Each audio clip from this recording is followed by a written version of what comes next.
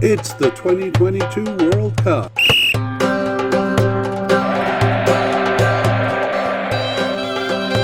It's Iran's players. Hello and welcome to the International Soccer Preview by Soccerphiles Canada. I'm Kevin, and today we'll be looking at Iran's squad for the 2022 World Cup. We interrupt this media cast with a bold and slashing edit and a brief introduction to the shortened Players series. It's basically the last section of the full-length version. There we examined the formations up until June 2022, and we also went through all of the players who had recently appeared for the national team and judged their likelihood of making the squad, as well as giving information on their history and standing with the squad. But for this media cast, we have washed all that chatter out and we're panning down to the nugget. We hope it incites your interest in the full-length version, the link to which is available in the show notes. So now, joining in progress.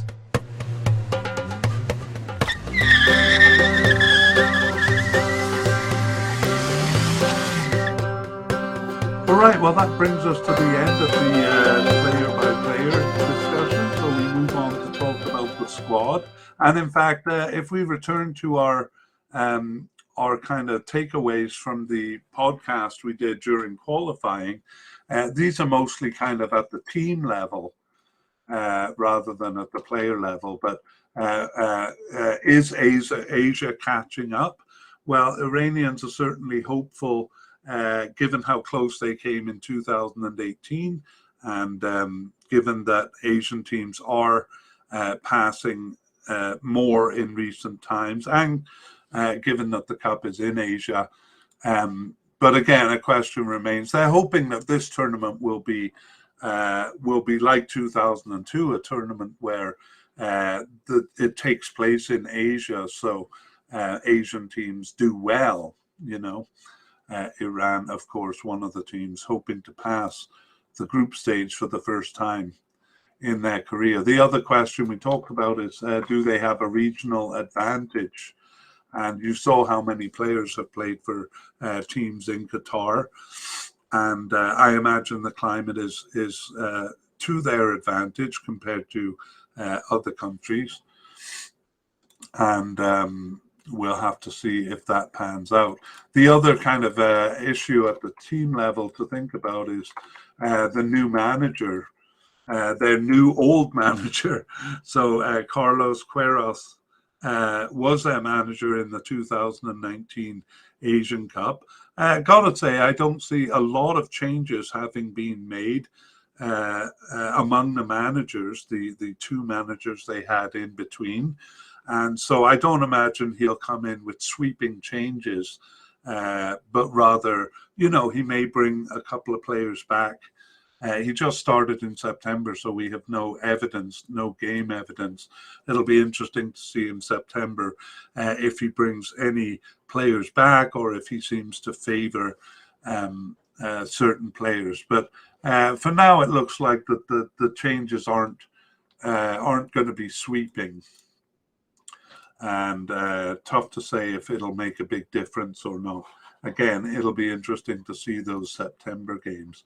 Let's take a look at some of the players now, and we'll begin with club affiliations. So we saw probably their biggest club affiliation there was Ardar Azmoun, playing for Bayer Leverkusen. But we also saw that a few players are with AEK Athens in Greece, which is a pretty respectable club. And then as far as European clubs go, we have Mehdi Taremi with Porto, so that's also a bigger club affiliation. And a few players playing for smaller teams abroad, like Syed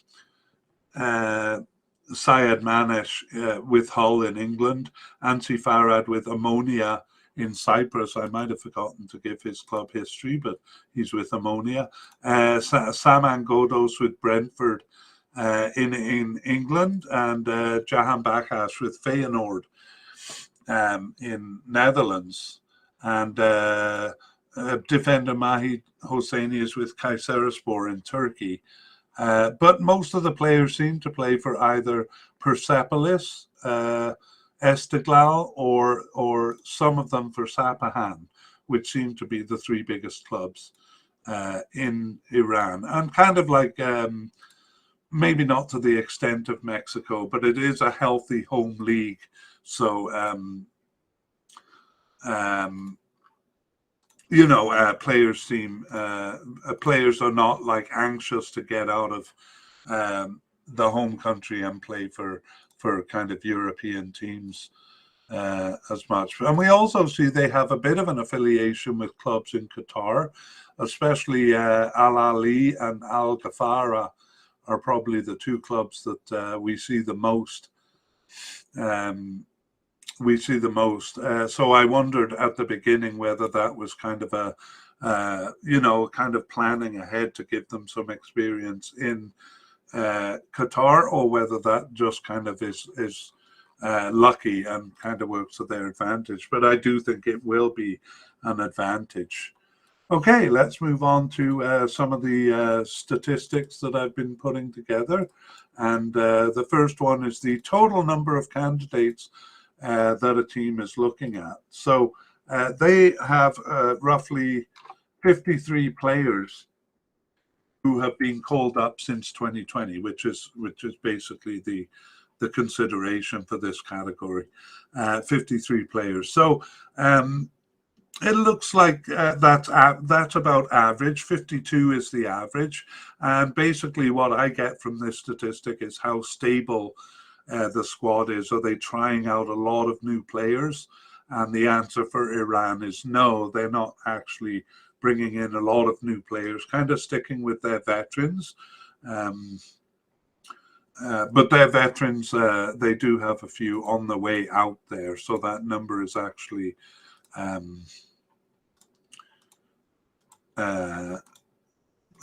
don't know. I've lost my train of thought.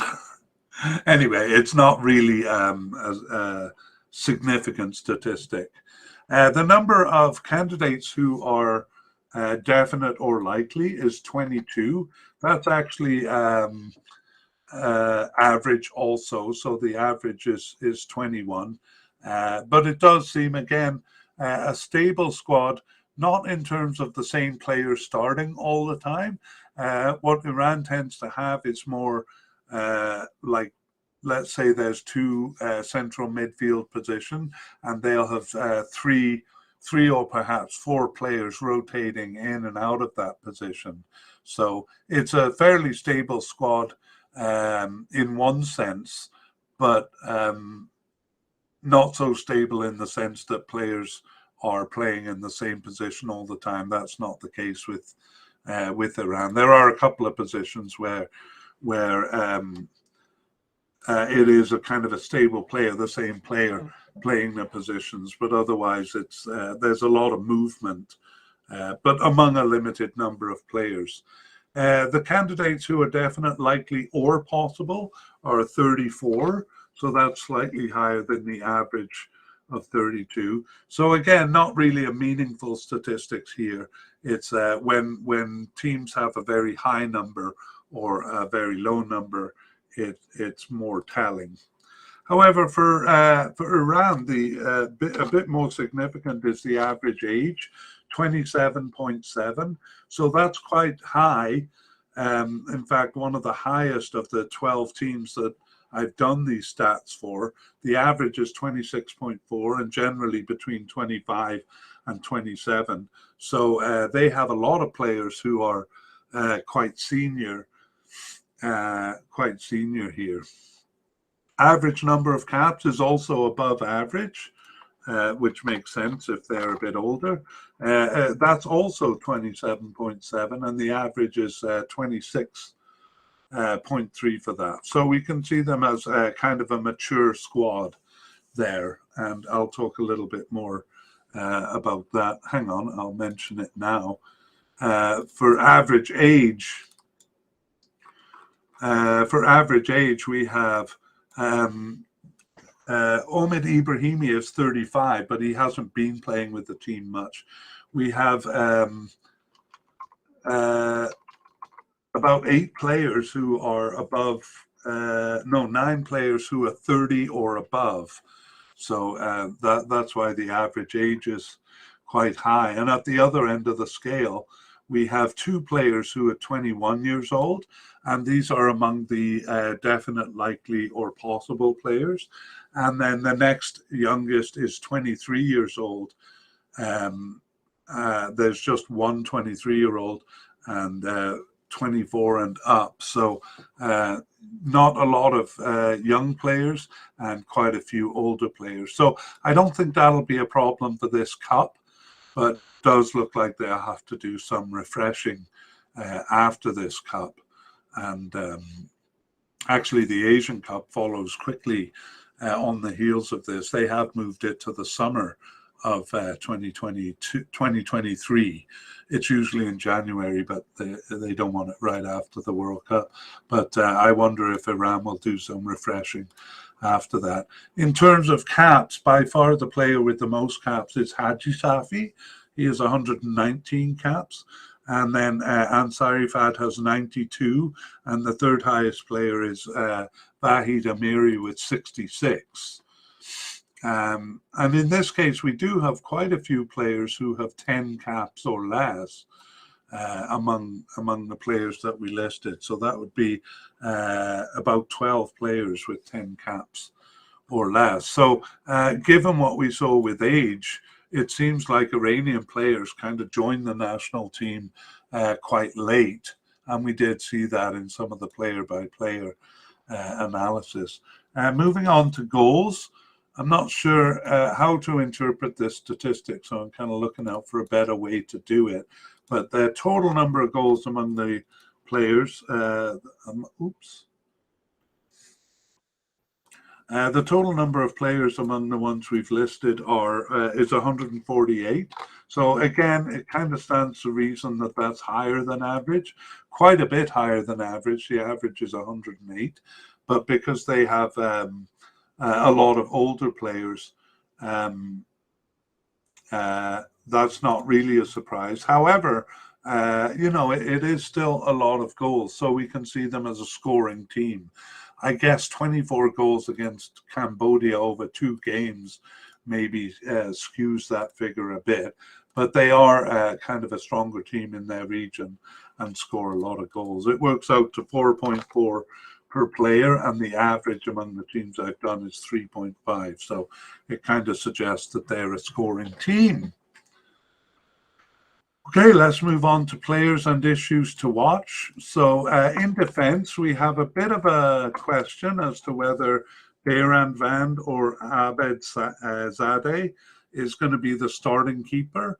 Abed Zadeh did take over for 4 or 5 games there in the second round of World Cup qualifying, and Beiran Vand wasn't injured for those, but whatever their reason was, it could have been to give Abed Zadeh some experience, or it could be that they're thinking of him for a starter. But the fact that there's a new coach, a new manager in place may influence that decision. Personally, I think they're going to start with Beiran Vand as the starting keeper, but there is a bit of an argument for Abed Zadeh. Also in defence, as the interesting story of Khalid Zadeh, who came back to the team after a long absence, but then was listed as injured. However, my most recent information suggests he's recovered from that injury. But because he started most games in central defence, it's kind of an important issue whether he is fit or not. So, as in 2006, they seem to be struggling with a few injuries coming into the cup, and Iranian fans will hope that it's not a repeat of 2006. The other issue in defence is the left defender. Mohammadi nailed it down for a while, but then kind of seemed to lose it, so lose the position. So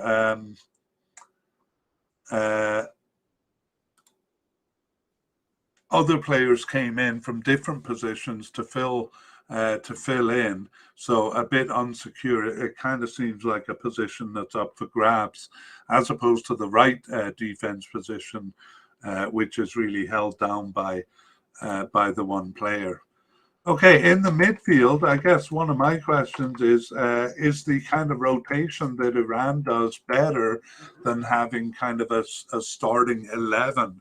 It's almost as if they have kind of a starting 15 or 16, which is kind of the way things are going with teams playing so many games. So it could mean that, you know, players are less prone to injury or are fresher because they're not playing all the time. But it also could mean that it interrupts the teamwork of the team if you have different players on the field all the time. So it'll be interesting to see how that goes and whether it changes under Carlos Queiroz. But you know, it was the same way with Queiroz during the 2018 Cup. So the truth is that I think I'd have to be more intimate with the team to be able to make a judgment on whether it's for the better or whether they should settle on a more predicting starting lineup.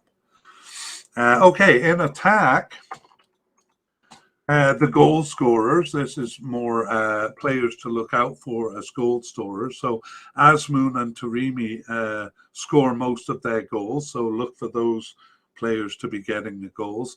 Ansi Farad seems to come in late as a substitute and scores plenty of goals. So a bit of an interesting position he plays. And Jahan Bakesh also chips in with some goals. However, Iran does get goals from players all over the field. And I think I forgot to do the analysis on goal scorers, so I'll just tell you what I've got. Azmoun is an amazing 63% in his goals. He has 40 goals in 63 games, so that is a very high scoring percentage.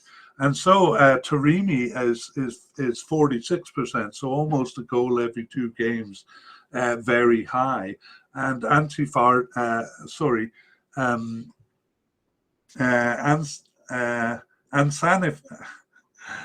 losing it. And Sarifard, despite being a substitute most of the time, still scores a goal, 1 goal every 3 games. So he has 29 goals in his 92 caps and has a 31% average there. And they have a couple of players who are over 25%.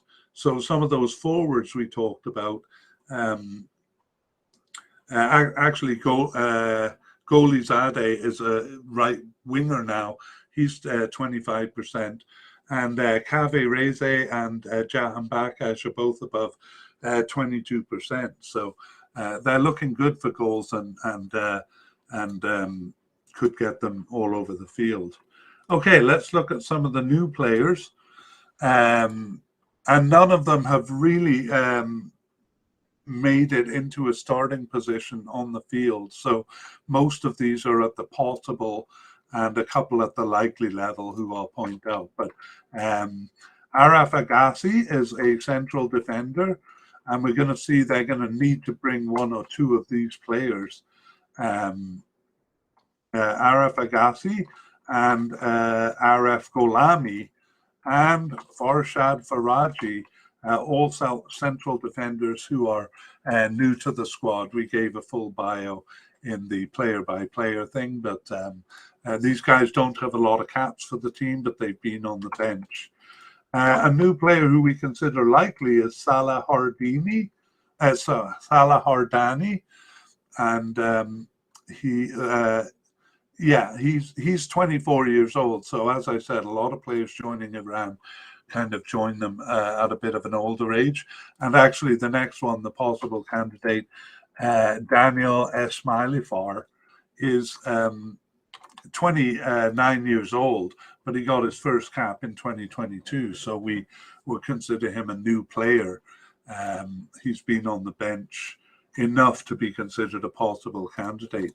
Defensive midfielder Milad Sarlak is the one of two players on this list who we consider a likely candidate. But again, he hasn't started much, but he's been on the bench or subbed in quite a bit. And then Amir Hossein Zadeh is an attacking midfielder just coming into the team. He truly is young at 22 years old, so kind of working his way into the squad, as is Alayar Sayed Manesh, who has played for Fenerbahce in Turkey and recently moved to Hull in England. He's just 21 years old. So a few new players to choose from there, but a bit of an injury risk for him. Hamstring injury, but he's expected back in late September. And we have a few players who are injury risk, to the dread of Iranian fans. Shoja Khalilzadeh, he would be a definite candidate, except he's been injured for the last two. And sorry, I can't remember off the top of my head what his situation was. Yeah, as I said, they don't have him listed as injured anymore, but I believe it was just trying to remember what the injury was. Anyway, it doesn't matter. Vahid Amiri is a real worry for them because he's a very important player on the left side. He has a fractured back, but he is expected to return in October. So they will definitely hope that he will. Then two possible forwards, one of whom we mentioned above, Kaveh Reze, a young player but considered a possible candidate with a fractured fibula. So tough to say whether he'll recover from that injury in time. However, Alayar Sayed Manesh is expected back in late September. So also a possible forward for them. Okay, let's move on to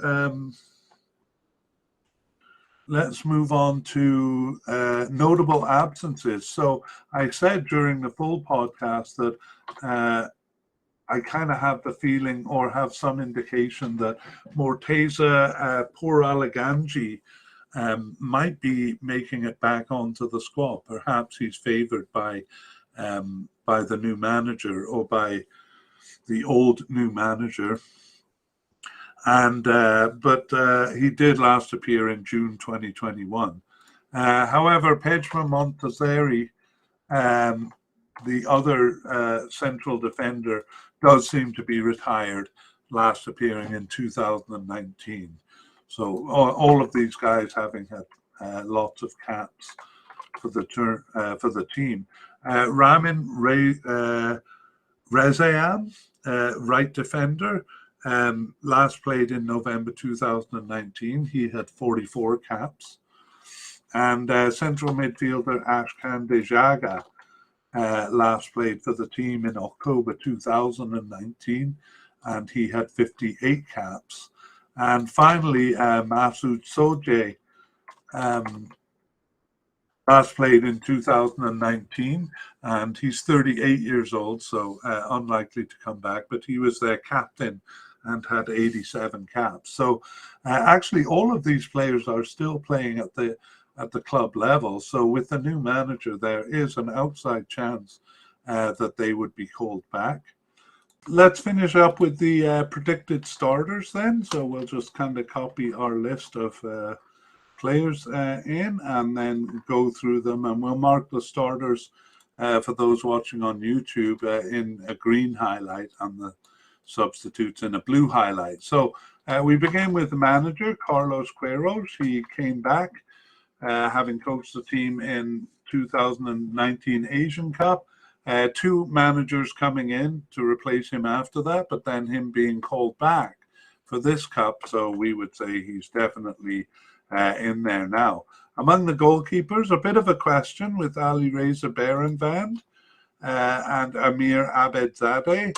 We would say I think Ali Reza Berenvand is the most likely to be the starter, but I think there is a shout for Amir Abedzadeh, who did start a few of those round 2 World Cup qualification games.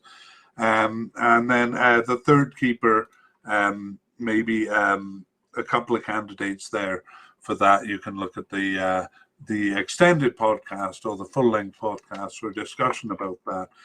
Among defenders, Shoja Khalilzadeh, we consider a starter.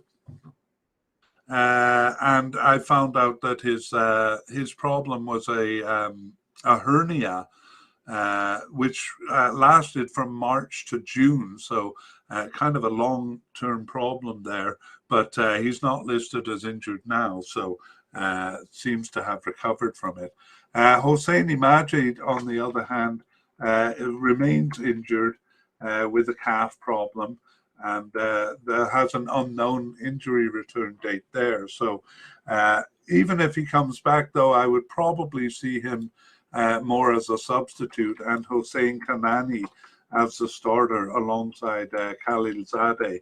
But again, the new manager might have favourites and come in there. But Hosseini would definitely be the first backup, and we have 3 possible candidates. And usually teams bring around 5 central defenders, so a couple of those possible candidates are likely to make the squad.